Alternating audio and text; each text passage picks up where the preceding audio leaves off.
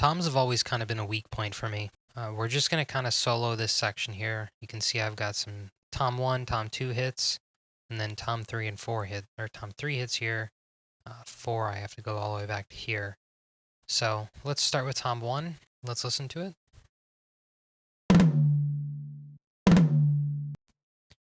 It's kind of really quick successions there. Let's see what this one sounds like. There's a little more there, so let's start there. This plugin setup is very similar across all 4 toms, and there's a reason for that. I like to keep them a little uniform. The things that I change across each tom are the amount of high end that I push out, where the high pass filter is, usually the compression amount, and definitely where the low end boost is. I don't want to push the extreme low end out of a small rack tom. I would rather push a more heavy low end out of a floor tom. So let's listen to what the channel strip does for this tom right now.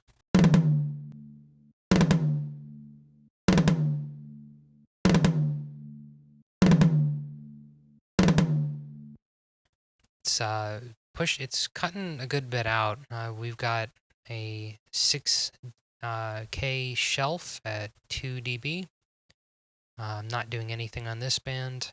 We're cutting out 289, 4 dB, kind of tight Q. And then I'm boosting 125, which is just kind of where I felt the fundamental of this was. Let's listen to it. Let's boost it up and listen to how it sounds.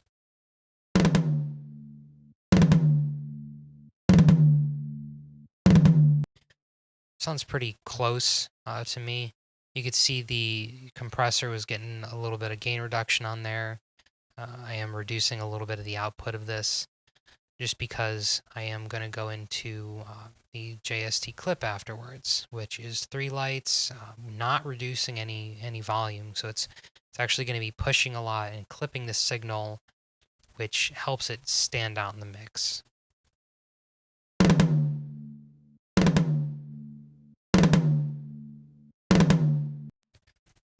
So I'm gonna get used to seeing these settings on the next couple. So on to Tom 2, very similar setup. I guess I'm not actually doing any high pass on this one. 6K bell, 3 dB, nothing here. 289, not a big reduction. This one's being boosted at 112. You can see the release is a little bit longer here on this one. So let's listen to this tom without this first.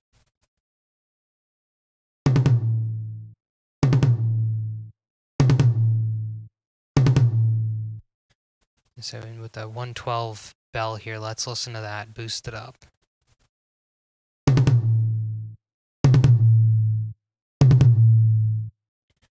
It gets a little exaggerated once you get far up there, but it sounds about close to where it is. And the main reason I use these channel strip plugins is because they make you mix with your ears, not your eyes. When you use a plugin like FabFilter Pro Q, you have a whole frequency spectrum and these wide bells in front of you, and you sometimes start seeing peaks and you think you need to remove them.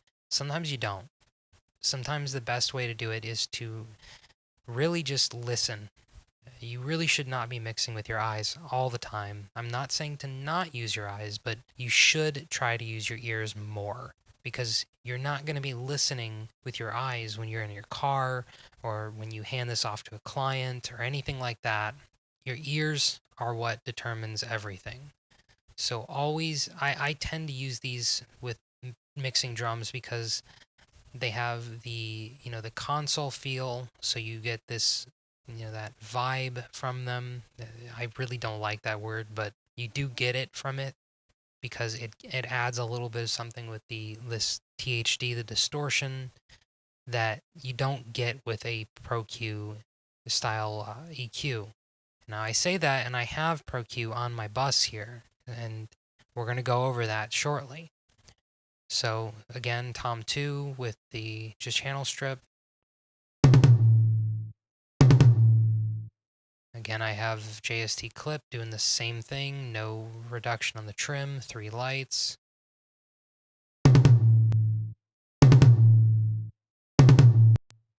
tom 1 and 2 together. So let's move on to tom 3. We're going to hear the same thing here.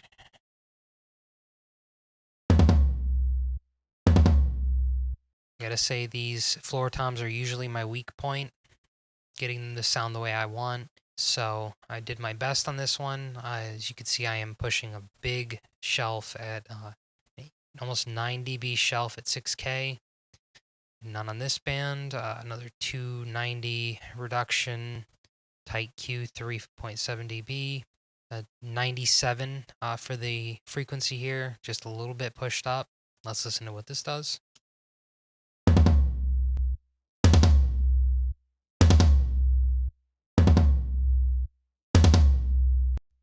You can hear it's really pushing a lot of high end out because I want to be able to hear it within the mix. So once again, JST clip, same settings. They all had the same settings on this plugin.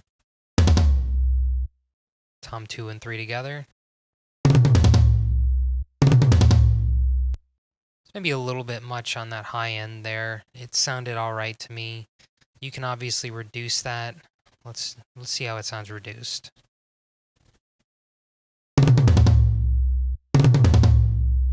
I guess it does sound a little better. Kind of brings it in line with the other one. So tom 4, I've only got some individual hits here. It's only used a couple times throughout the song, these main riffs. So let's listen to just tom 4. It's going to sound nice and big and loaded with low end. This one has a high shelf at 3K because it's a large drum, so I wanted to pull out more of the upper mids and the top end. This one has a 400 hertz dip instead of the 290. This shelf right here probably isn't right. I probably just copy pasted this from the other one. So let's see what's going on here. And I am using the gate on this one because I didn't want it to sustain out as long as it was. If you listen, it's kind of sustaining a little bit long. You might need to be on headphones to hear that, but the low end sustains out pretty far. So when I turn this on, it's going to cut off a lot sooner. Probably a little too soon. So you can see here that 97 probably needs to be reduced. So let's see where that would sound better.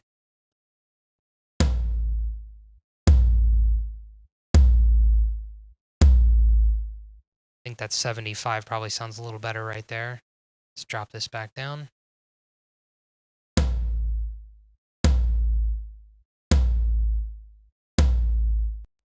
I think that sounds better. Let's listen to it with this this little tom fill here, how it sounds.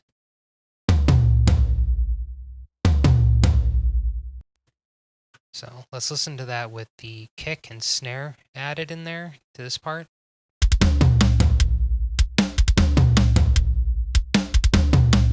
With toms, like I said, it's mostly these individual mics for me. So let's go onto the bus for the toms too, which does have a little bit of extra EQ. This is where I'm doing my main mid EQ dips.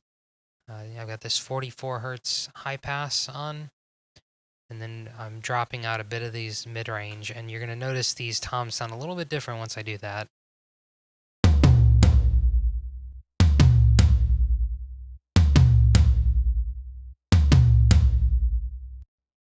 And then the clipper once again. This one is reducing a good bit of the gain because it pushes all of the drums in this channel up quite a bit.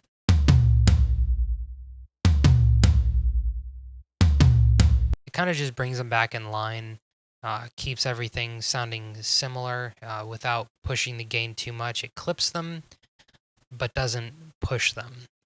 So here's the kick, snare, and toms again.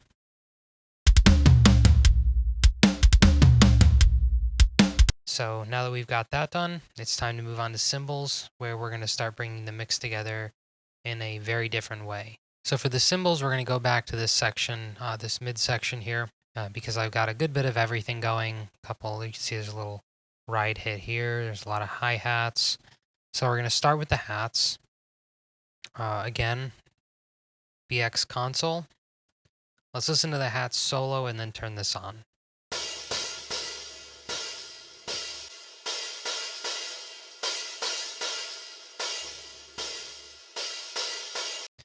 Not really doing a lot here. I'm reducing a little bit of 6K to reduce some of the sizzle.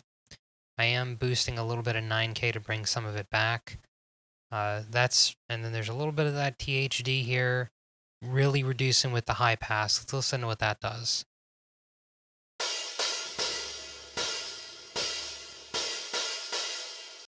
You might need to be on headphones, but there's some low-end information in there that I wanted gone because hi-hats don't need any of that. They need a little bit of mid-range and they need their high range to cut through, which is where I know I said about using those channel strips for drums, but with cymbals, I do tend to like graphic EQs like this. With cymbals, I do like to see the range that I'm removing because they do have a lot of ringing frequencies, and sometimes just sweeping around on those channel strips can be difficult, and also they can't really get as tight with the Q as one of these EQs. I'm not really doing anything super tight here, but let's listen to what this EQ does.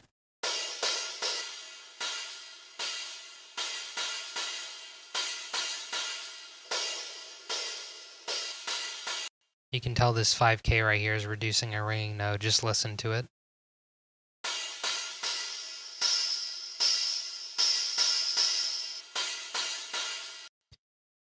Reducing that really helps with the overall upper end of the mix and keeping it together, keeping it from being too harsh for the listener. This 490 right here is kind of a range in the cymbals that always bugs me and helps to clear up room for the rest of the drums. Here's what it sounds like with it boosted up a little bit.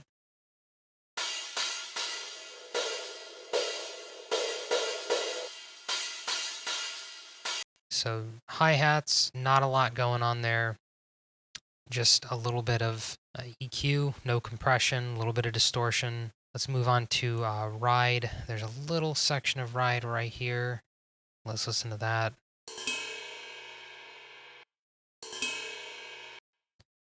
I don't do a lot on my rides. I reduce some mid-range and I filter them out a little bit.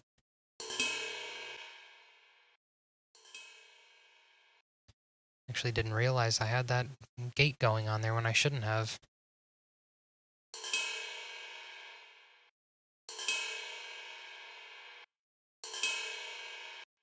But what I'm doing here is I'm removing some of that 490 because, again, cymbals don't need it. I'm filtering up to 350. We'll go ahead and listen to that.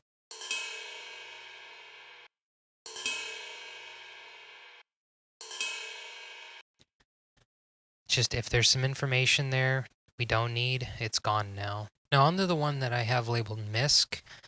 This is a mixture of the splash, stack cymbal, China spot mic, any kind of extra cymbals that aren't the ride or the hi-hats that I would like to control on their own. This is a decent section to check out right here. So the first one is a splash into what sounds, I think, the trash cymbal or stack, and then I believe it's a bit of China. So let's listen to what's going on here. I only have one plugin on this channel. I am using the automation here to reduce some of this in the spots so the overhead takes the majority of it. This is just kind of something I'll do occasionally when there's certain cymbals. Like here, I push this one up a little bit, but I bring it back down over here. Automation's super important with anything. I'm not doing a whole lot on this one, but I wanted to reduce some things to let other things through. And then here, because this cymbal, I really wanted a little bit more force in this section, just so we could hear that cymbal cut through a little harder against the guitars. So let's listen to this without any processing.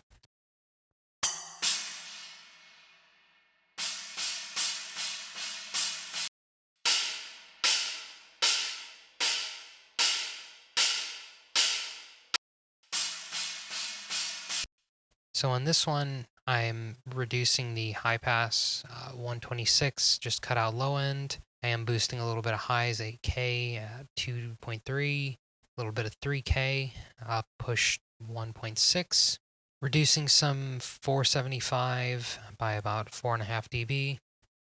I'm not using any of the dynamics, no compression or gating, so let's listen to what that does.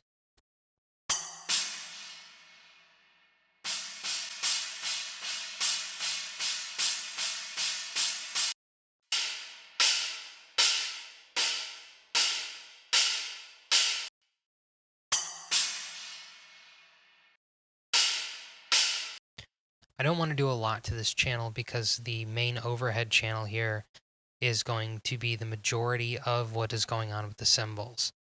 This is also where we're going to start hearing more of the other drums because I don't cut them out of the overheads. I just reduce their level in the mixer. So onto just the main overheads where we're going to hear a lot of what's going on here. But I'm actually going to bring this back out some so we can get an idea of everything. Just kind of play this whole section here. You can see there's, because it's going to have all these other cymbals involved and the drums. So overheads.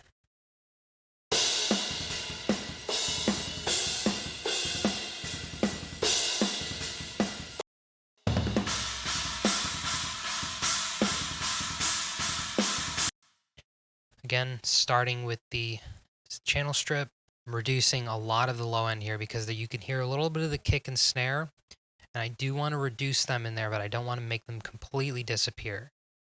Just kind of to help with the feel of it being a drum kit in a room. I'm, reducing 329 hertz, which is a lot of information, but enough to allow the cymbals to be the main thing that's heard on this channel. I am high passing a little bit, or low passing rather, just because I wanted to control that high end. I'm not boosting anything on the shelf. I'm not cutting anything here. I am cutting a little bit at 8K or 800 hertz, 824.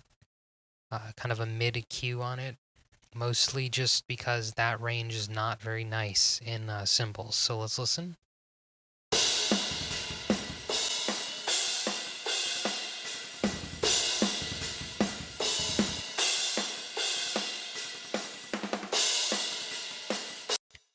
I mean, that really does remove the kick from it substantially. But like I said before, I mostly wanted my main kick sound to be the direct mics.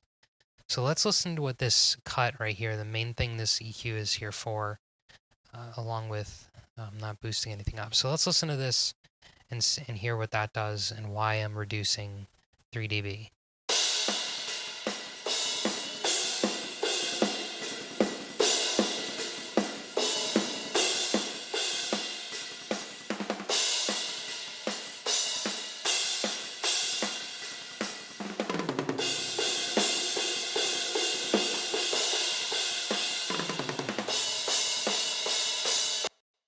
Just kind of brings it together, brings the cymbals forward while the drums kind of get pushed back a little bit, and also reduces some of the honkiness in the cymbals, that kind of mid-range mud that will clash heavily with the guitars and vocals.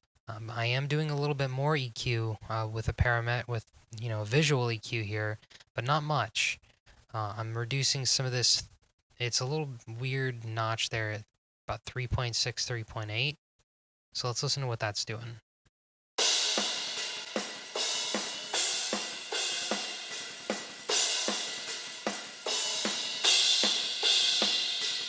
That sound right there is what makes cymbals harsh.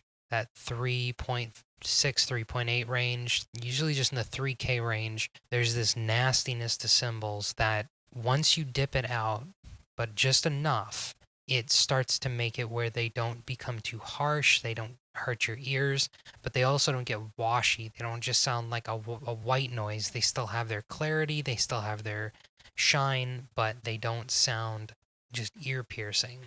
To me, that 3K range, 3 to 4K range, is one of the worst when it comes to cymbals. I think people really need to pay attention to when they are mixing any kind of drums, programmed or not. Last thing on there is the famous L1. I mainly put this here to reduce the snare in the overheads, not to actually do anything else. You see they're both even. I don't think it's really doing much here. I kind of just left it to keep the cymbals in place. Let's see.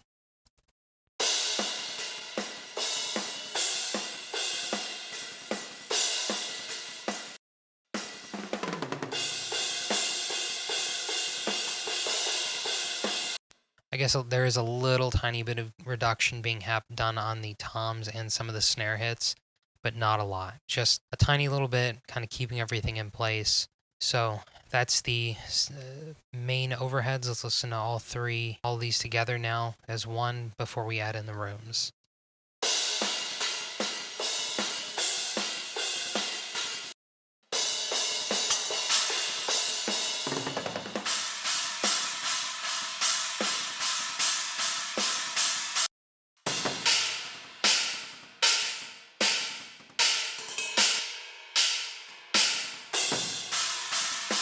Hear that it's really starting to come together with that. If I go ahead and add in the rest of the drums minus the rooms, let's hear what it sounds like all together in this section.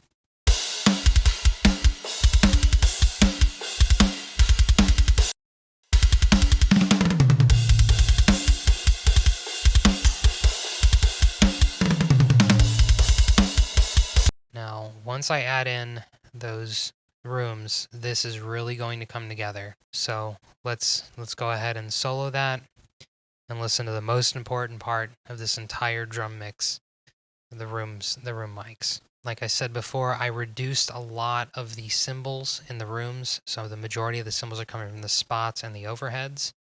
So this is mostly going to be kick, snare, and toms. And the reason for that is because, like I said, it's a very explosive room. I wanted to capitalize on that and use it to pull the whole kit together and give you that full drum sound that sounds finished like a drum kit in a room, but that was mixed for an album. So let's listen to just the rooms before any processing.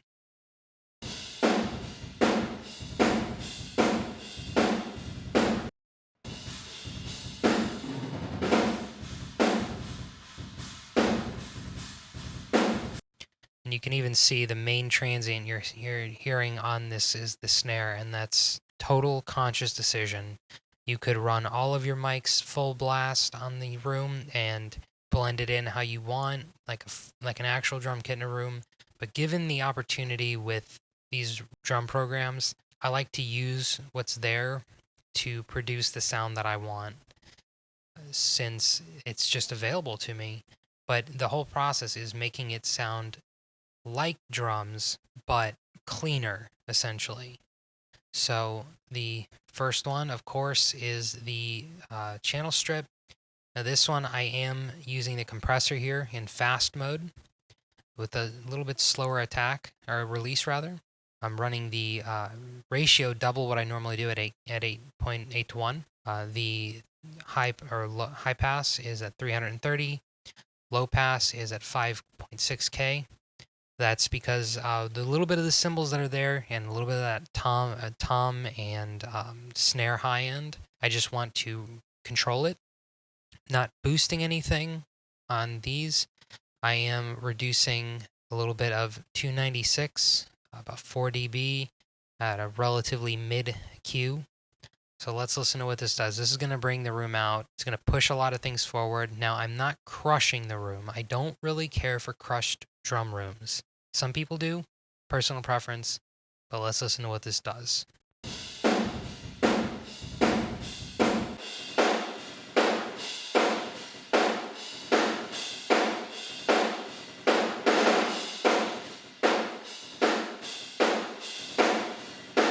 You can hear it's kind of creating a little bit of movement.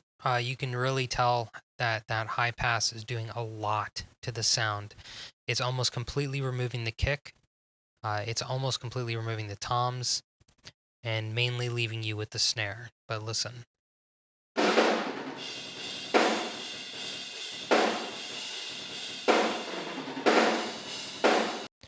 The toms are still there, but you're mostly getting a little bit of the attack. And again, that's conscious decision. I did reverse the polarity here, which is important To me, it sounded a little better. I think it was mostly because I had run the high pass up so far, which is something you really need to be careful of with drums, is running your high passes will cause your polarity on some of these to change, because it does change the amplitude of what's being played. So let's just see what the polarity switch does here. You'll hear it a little better when everything is in place. So let's go ahead and add in the rest of the drums, so you'll hear the full sound of the drum mix as it is now, and then we'll mess with this polarity. So this is with the rooms now. You're gonna hear the whole kit come together.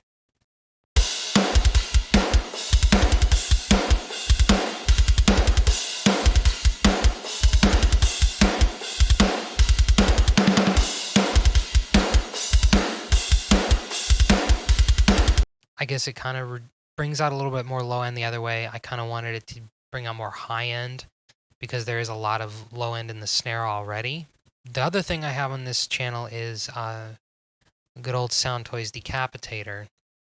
And what I'm doing here is I've got the mix knob a little bit below max. I leave the auto on. I have it pushed up a little bit on the brightness here, and just between 3 and 4 on the drive.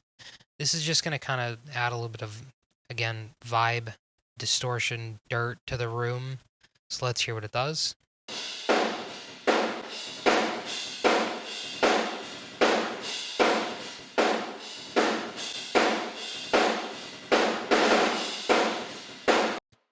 You can definitely hear it bring out a lot more distortion in the whole there. So let's hear it with and without that in the drum mix.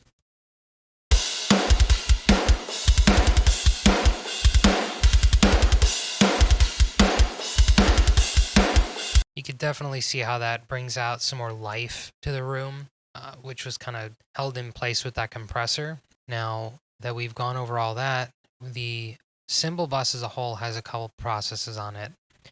Now this first one is something that it's kind of a magic plugin, but it's definitely not something that everyone needs to have.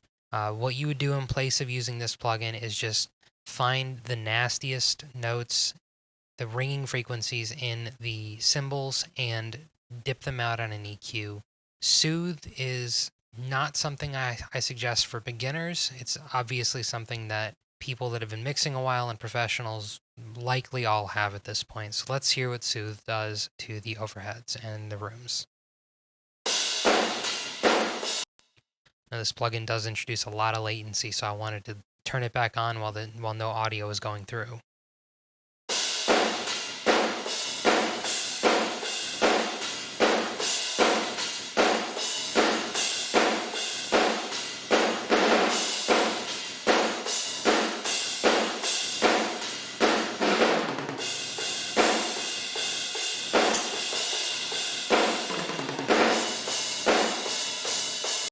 You see what it's doing is it's dipping out many frequencies all at once, and it's doing so because those frequencies are standing out.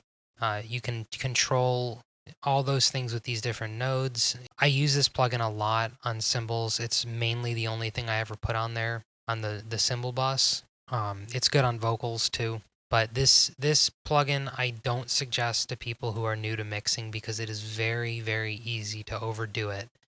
I'll push this up just so you can hear how much it destroys the sound otherwise.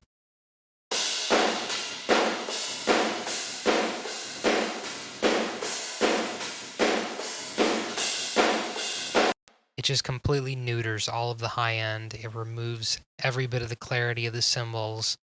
It's very, very easy to overdo it with Soothe.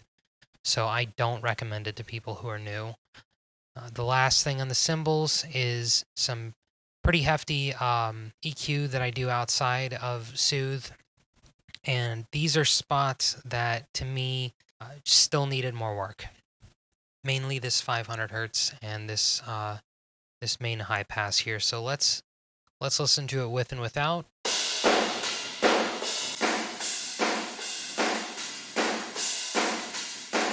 Let me show you what this 500 hertz is doing across the entirety of these drums, or these cymbals.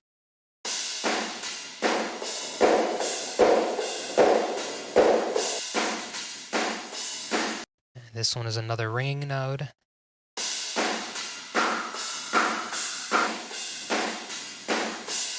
And there's that 3K again, just to reduce some of that ringiness in the cymbals and make them a little easier on the ears.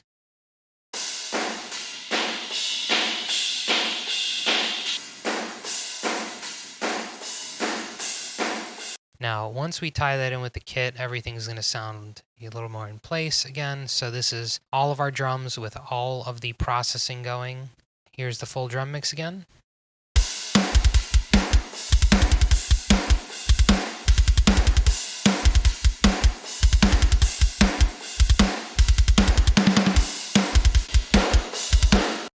Actually, this is a good point to show how much this EQ is doing to control the cymbals. This off, you can hear the room is kind of exploding a little more than it needs to.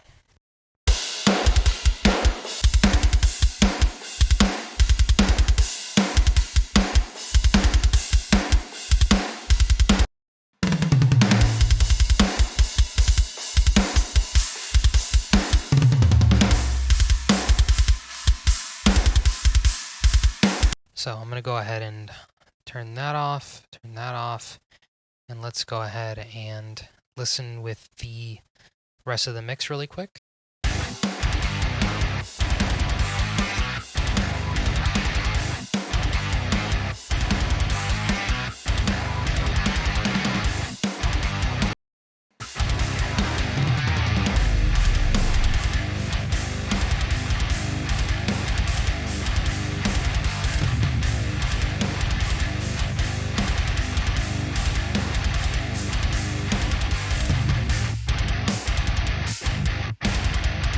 So there you have it.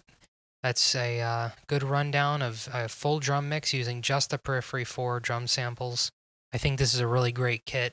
It's the first time that I've found that you can get, to me, that full sound without having to add in extra samples.